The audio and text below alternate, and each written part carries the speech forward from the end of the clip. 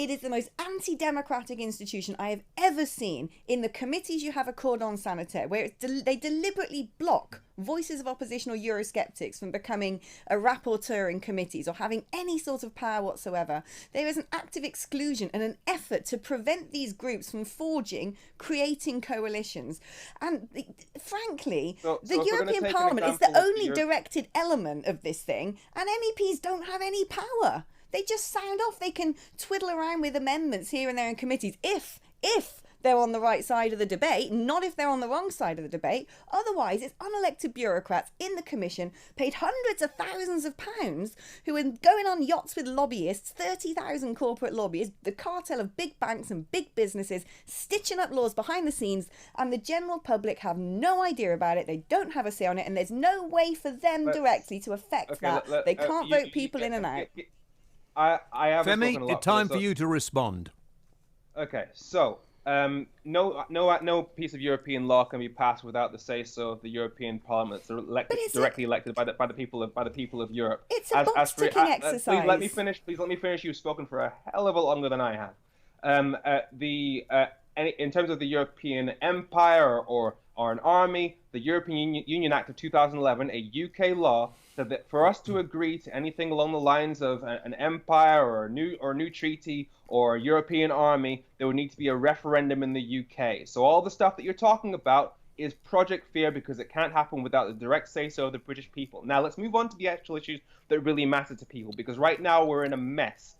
Boris Johnson. Well, hang on. Listen, you might want to have your say, but let's keep it factually straight. I think we did have a referendum with a vote to leave the European Union, and the Project Fear, I think, because I voted to stay in and didn't realise what a huge mistake I had made until later, because I wasn't really. We don't have the democracy that everybody goes on about through the European Union. Most people in this country haven't a flipping clue what the name of their MEP is. I'm amazed how they get votes to get in there, to be quite honest.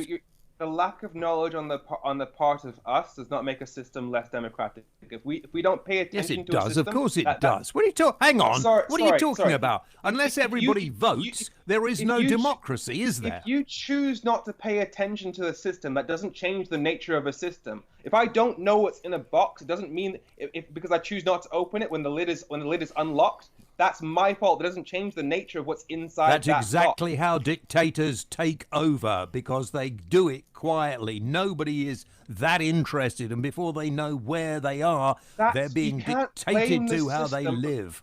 You can look at the triumvirate structure. You could look at the triumvirate structure of the EU and say that's not right. That is nothing like democracy looks in any other, country in the world. Then let's look at the system. Let's make a comparison. Because the European Union has at least some form of proportional representation, whereas we don't.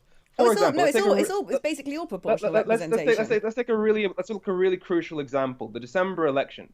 If in the December election every single person's vote counted equally, we would still be in the European Union today. Do you know why that's the case? Because in that election, 44% of people voted for the Conservatives. Can you please not interrupt? 44% voted for the Conservatives. No, you be quiet for a moment. This is my show. If I want to interrupt, Femi, I'll interrupt. And quite frankly, you could go on about proportional representation. The whole thing about democracy is, unless everybody takes part in the democratic process, you don't really have democracy. It's just simple. You're saying we don't have a democracy here, then? I don't think we have a democracy anywhere in the world. I agree with you when it comes to first past the post, and that not being the best and most conducive system for representation. But that's not what we're talking about. That's actually not what we're talking about, is it? So allow me to finish my point. On pretty much the biggest issue of our lifetime, 44% voted for the Conservatives, and they got 56% of the seats. 32% voted for Labour, they got 31% of the seats. People's votes did not count equally. In fact, 52.7% voted for second. And that's the way it goes with first past the post. That's how it goes. Please let me finish. 52.7% voted for second referendum parties. If their votes had counted equally, and therefore 52.7% of members of the UK Parliament were from parties that were second referendum parties, we would still be in the European Union today. And in fact, that referendum would have taken place earlier this week, because that was Labour's original plan, 9 months. So we do not have a democratic system. Now, bringing it back to what we're going through right now, on the 31st of October, furlough ends. That means thousands of employers across the UK will be looking around thinking, can I afford to bring back my staff? Can I afford to pay them in this economy? And on that day, the Brexit negotiation deadline also happens to be that same day. And given that we're currently breaking international law, we're heading towards no deal on the same day that millions of jobs depend on UK employers feeling confident about our economy. We're about to find out. Let me just ask you this. I know, look, there is going to be huge changes in this country. Thank the Lord on the side of Brexit. And as per pandemic and lockdown and the cluster F that's going to create, I mean, you know, that's a completely different area. In that climate that you're talking about, though, do you actually think is remotely reasonable for the EU to be threatening the UK with not being able to take food and export food or deliver food from mainland Great Britain to Northern Ireland? Do you think that is a perfectly reasonable negotiating chip? Do you think that's in good faith? Do you back the EU in making that threat against a constituent part of our United Kingdom? Are you happy for a food blockade between mainland Great Britain and Northern Ireland?